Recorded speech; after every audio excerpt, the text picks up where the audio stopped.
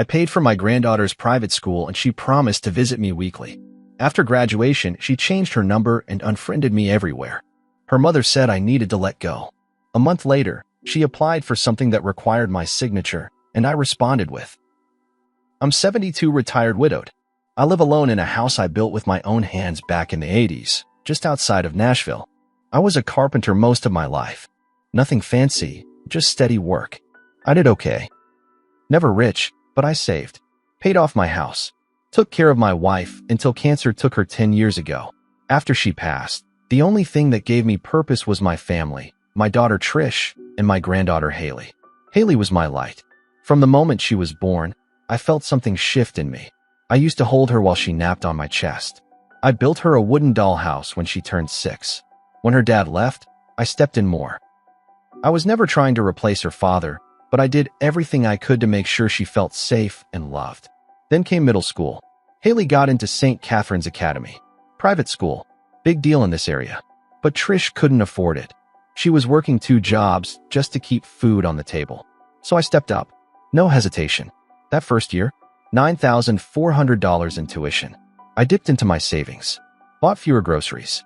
Skipped a trip I'd been planning for years. It was worth it. Trish told Haley that Grandpa was paying for her school. Haley hugged me and cried. She said, "I'll never forget this, Grandpa. I'll visit you every Sunday. I promise." And for a while, she meant it. Every Sunday, she'd come over. Sometimes she'd bring homework. Sometimes we'd cook. She loved my chili. Sometimes we'd just sit and watch old reruns. I got her into Matlock, believe it or not. She said I was the only person who actually listened to her. I gave her advice about friends, about teachers, about life. I watched her grow from a shy, uncertain girl into a confident young woman. I paid every semester without complaint. Over 4 years, I shelled out close to $40,000. I didn't track it that closely. It wasn't about the money. I just wanted her to have a shot at a better life. By senior year, though, the visits got less consistent. She'd text on Sundays to say she was busy, got a project, going to study with friends, sick. I told myself it was normal. Teenagers pull away. Then she got into college out in Virginia. A big deal. I was so proud. Helped her get settled. Sent her care packages. She didn't ask me for money, but I still sent what I could. Gas cards. Grocery gift cards. Socks. Stupid little things I hoped would remind her someone still thought about her. But the distance changed things. She stopped calling. I'd leave voicemails. Nothing. I'd message her on Facebook. No response. One day, I saw she'd unfriended me. Thought maybe it was a mistake. So I tried Instagram. Gone there too. Then I tried texting and realized her number wasn't working anymore. I called Trish, confused. She said Haley had outgrown a lot of people from high school, that she was focusing on her future. Then she added something that stayed with me. "Dad, you've got to let her go. She's not a little girl anymore." Let her go? I paid for her education. I sacrificed for her.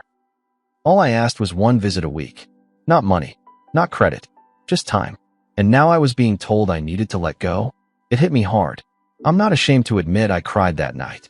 I cried like a damn fool in my recliner with the TV on mute, holding the last birthday card she gave me 2 years ago. Still, I tried to be the bigger person. I mailed her a card with a photo of us from her high school graduation. Just said I was thinking about her and hoped she was doing well. No guilt trip, no lecture. 2 weeks later, it came back. Returned to sender. No forwarding address. That was the final gut punch. Then, about a month later, Trish shows up at my front door. First time I'd seen her in months. No call ahead. Just standing there like we'd spoken yesterday. She had this overly sweet tone like she was trying to keep things light. Said she had some exciting news about Haley. Turns out, Haley got into some overseas grad program. I forget the name. Some government-sponsored internship. Needed paperwork signed by the trustee of her educational fund. That's me. When I set up the trust years ago, the lawyer advised me to retain control until she turned 25 or got married, whichever came first. She's only 22. That signature was required. Trish handed me the folder like it was a formality. All smiles, acting like we were a team. "This is such a big opportunity for her, Dad. You must be so proud." I just looked at her and said, "She can come ask me herself." Trish's smile cracked a little. Well, she's swamped right now, with prep and school, and I didn't let her finish. I was swamped too when I was working 60-hour weeks to pay tuition, I said. Didn't stop me from showing up. She started to say I was making this personal. I said, it is personal. She made a promise. Trish got defensive. Said Haley was an adult now. That she had the right to move on. That I was acting like a child. I didn't yell. I didn't curse. I just folded the papers back into the envelope, handed it back, and said, come back with her. She left without another word. Now I sit here every night thinking about how things turned out. About how people forget. About how promises mean nothing once they get what they want. But what Haley doesn't know is, I'm not done yet. She may not need my time anymore, but she still needs my signature. And if she wants it, she's going to have to look me in the eye and explain why she disappeared. Because this isn't just about documents. It's about respect. About not letting people treat you like a tool they throw away when they're done.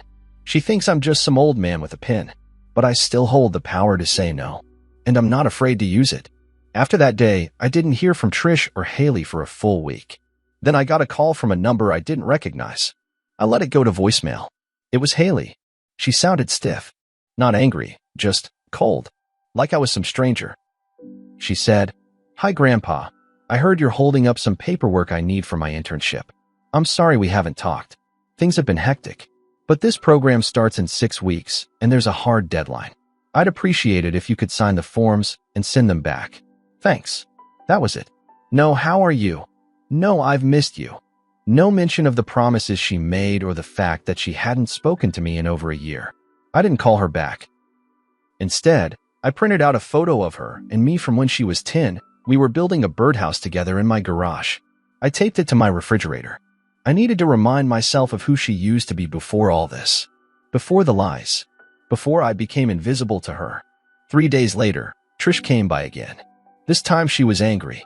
Not yelling, but tight-jawed, like she'd rehearsed it all on the drive over. You're being spiteful, she said. You're sabotaging her future over some petty grudge. I told her to leave. She didn't move. You're hurting her. You're hurting me. What do you even want, Dad? For her to grovel? She's not a kid anymore. I said, I want her to act like a grown woman and take responsibility. You don't vanish on someone who gave everything for you. You don't treat people like trash and then show up when you need a signature. She stared at me. Fine, she said. You want her to talk to you? She will. And she left. That night, I got another call. This time, Haley sounded different. Her voice cracked. Grandpa. I'm sorry. She paused. I stayed silent. I should have called. I should have kept in touch. I don't know what happened. Things just got away from me. I wasn't trying to hurt you. I still didn't say anything. Then she added, I just really need your help with this. Please. It's a huge opportunity. It felt rehearsed. Like Trish told her exactly what to say. Like this wasn't an apology, it was damage control. I said, come see me in person. She hesitated, then said, I can't. I'm at school. It's a 6-hour drive, I said. I drove every Sunday to see you for 4 years. She got quiet. I'll sign when you show up, I said. Then I hung up. I thought that would be the end of it. But the next day, I got a letter from a lawyer. It was a formal request, stating that Haley's future career could be irreparably harmed by my refusal to sign, that I was causing undue emotional distress, that if I didn't sign voluntarily, legal steps could be taken to remove me as trustee.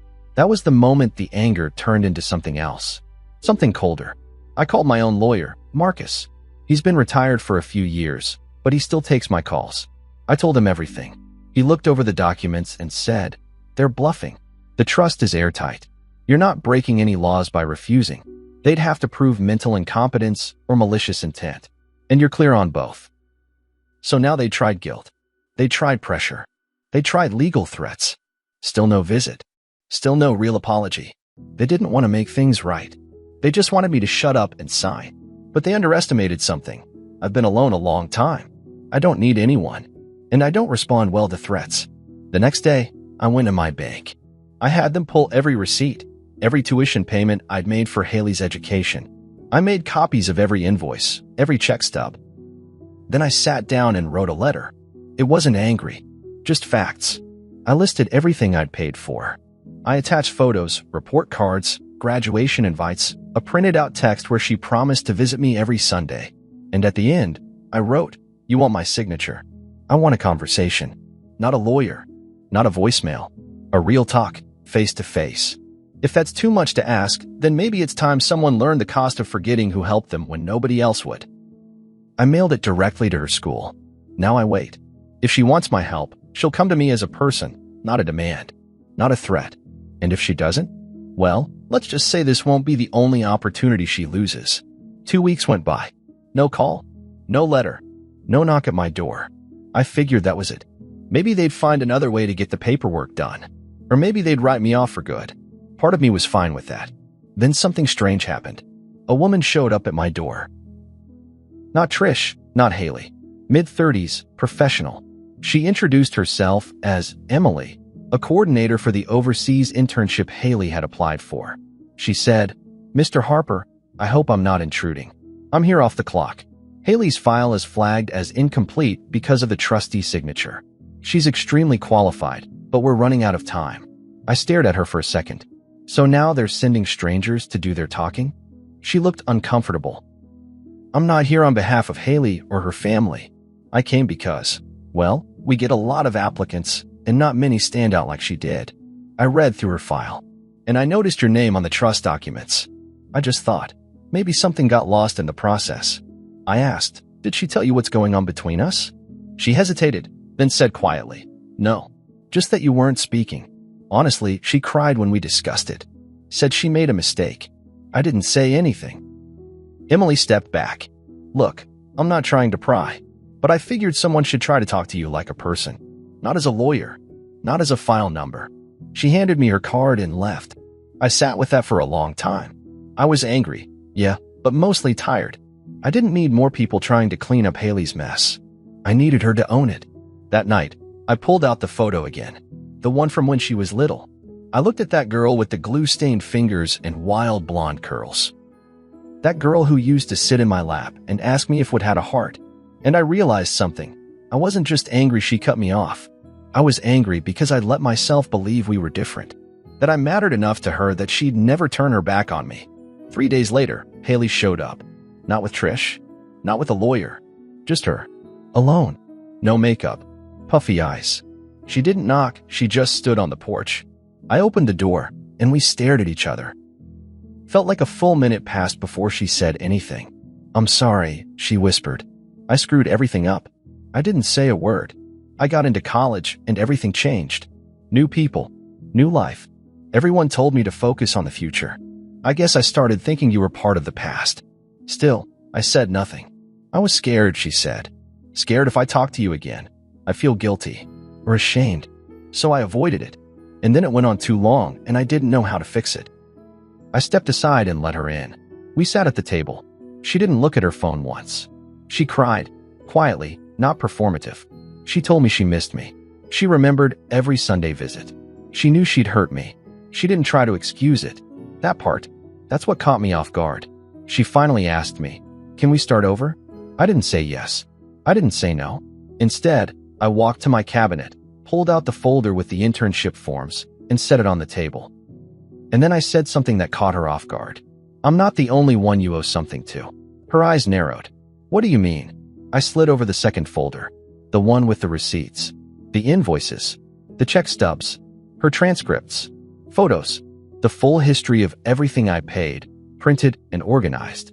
"You're going to take this," I said, "and you're going to sit down with your mother. And you're going to explain to her exactly what I gave up so you could succeed." Her lips parted. She looked down, then nodded. "And then," I said, "you're going to send me one letter. Handwritten. You don't need to beg or apologize again. Just write the truth. What happened? What changed? Why you shut me out? And what you expect going forward." She looked like she was about to cry again, but she nodded. "Do that," I said, "and I'll sign your papers." She left that night with both folders. Quiet. Respectful. And now I wait for her letter. If she sends it, maybe we rebuild. If she doesn't, then she'll learn one final lesson. Not everything you lose in life can be bought back with a signature. 3 more days passed. No text. No call. Then, on the 4th morning, I opened my mailbox and saw a small cream envelope. No return address. Just my name and her handwriting. I walked inside, sat at the kitchen table, and held it for a while before I opened it. It wasn't long. One sheet of lined notebook paper. Haley's handwriting was careful, like she didn't want to mess anything up. Here's what it said, word for word. Grandpa, I was selfish. That's the truth.